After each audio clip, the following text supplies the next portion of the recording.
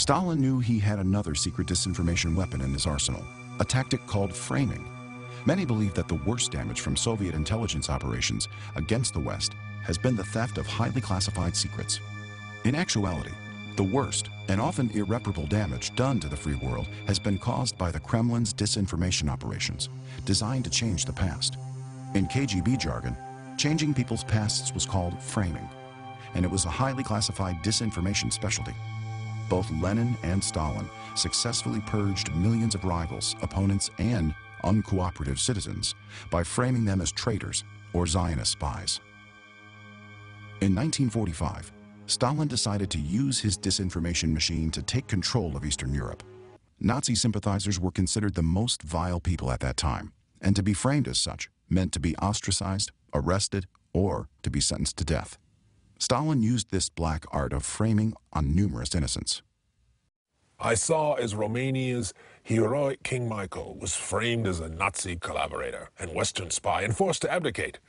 Within just a few years, virtually the entire Romanian economy was running on stolen property. With control of the media, the government launched powerful disinformation offensives to persuade everyone that Romania could be changed into a prosperous country just by confiscating others' wealth. And Romania was supposed to be an Allied control after 45. Why was that so much free hand given to Stalin? That's my accusation. The Sovietization of Eastern Europe was accomplished by the Kremlin through subversive framing operations.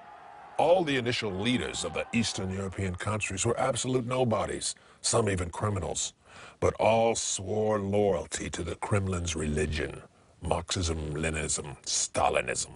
The Soviet disinformation machinery thus framed the useful ones as national heroes, and the anti-communists became Nazis.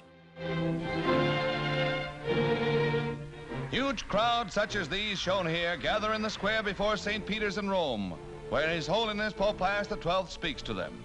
This year, 400,000 listened intently to his solemn Easter message. In it, he warned the world that a time of serious crisis is at hand, and gravely cautioned his listeners against red factions who would seize power in Italy and deny Christianity its right to exist.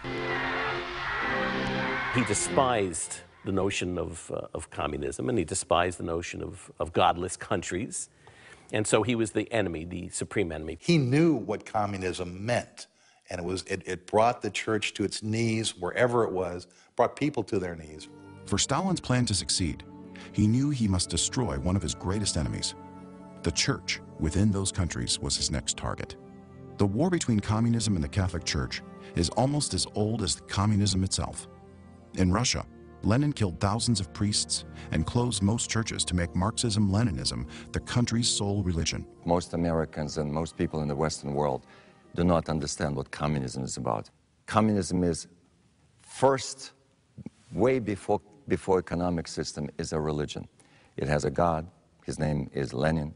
It has a church, its name is the Communist Party of the USSR. It has its prophets, it has its rituals, it has its texts, it has the Bible, it has everything. Lenin is in you, Lenin is in me, Lenin is everywhere. So just substitute Jesus or God, and you'll understand where it comes from. They stole everything from Judaism, actually. So I believed in my God. Lenin was the most important hero, the most important person in my childhood. I was willing to inform on my parents. I was a good patriot. I was willing to die to destroy imperialism in America.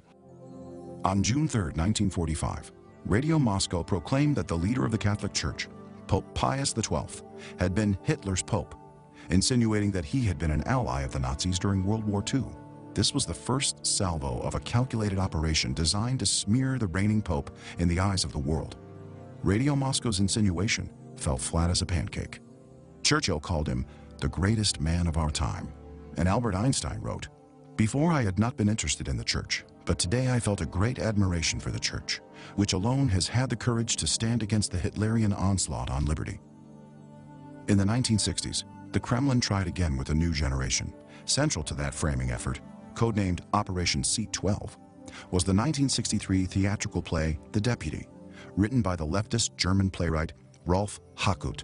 It had the KGB's hands all over it, and it proceeded to promote the idea that Pius XII was Hitler's pope. If you plug in, it's not just a play, but it's the whole Soviet disinformation mechanism behind the play that's promoting the play, doing books about the play, having the play translated and produced, and making kids in high school in the Soviet Union and other satellite nations go see it each year. This man is in ground zero in Rome, surrounded by hostile forces. No one seriously doubted where the Pope stood during the war.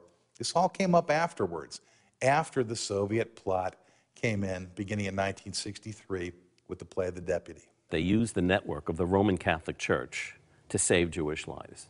Every rectory, every convent, every school throughout Rome became a sanctuary for Jews. In Rome, they saved about 8,000 Jews that way, and had one of the highest percentages of anywhere people being saved.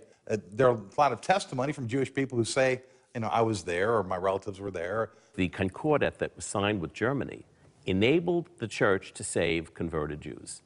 He was infiltrated by spies and still managed to save Jewish lives, which were not part of his flock. How the world came to change its opinion of him is outrageous. The Valkyrie attempt on Hitler's life, 1944. We have the documents of the Kaltenbrunner report. It names Pacelli and his secretary Lieber as co-conspirators. Why? Because they were.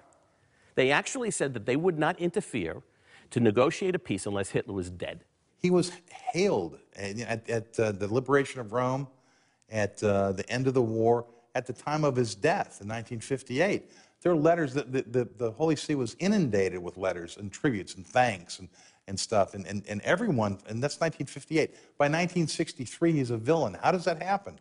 Well, it happens because it was an orchestrated campaign.